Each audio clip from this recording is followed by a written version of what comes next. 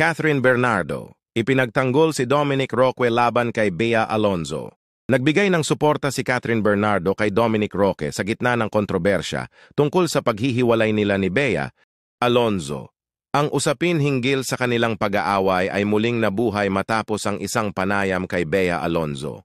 Sa panayam, ibinahagi ni Bea Alonzo na si Dominic ang nagpasimula ng kanilang paghihiwalay, hindi siya. Nagbigay siya ng paliwanag at naglahad ng kanyang nararamdaman ukol sa mga pangyayari sa kanilang relasyon.